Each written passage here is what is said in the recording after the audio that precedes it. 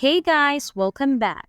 In this video, I'm going to show you how to calculate the weighted average in Excel. Let's get started.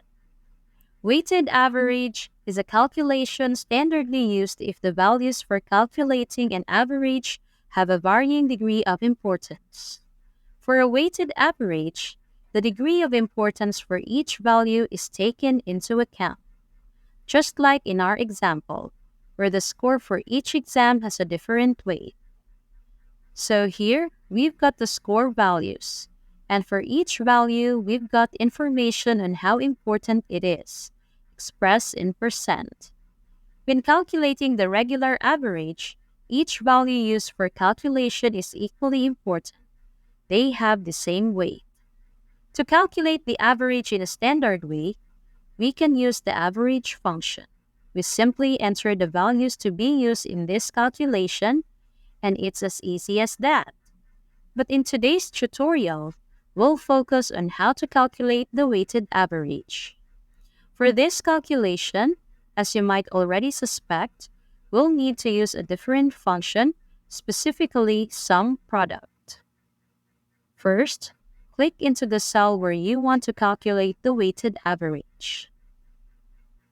Enter the equal sign and start typing sum product. First, come the score values, the exam results from column C. We select all values we want to include in the calculation, so we highlight the whole area with these figures. Now we add a comma, and the data on the weight of particular value should follow. Again, we select the whole area marking the weight of the values. As soon as we've got the score and the weight data defined, we close the brackets and move on to the next part. Here, we need to divide the whole calculation with the sum of all weight values we're working with. So we'll enter the division slash, type in sum, and fill the data from the section weight in the brackets again.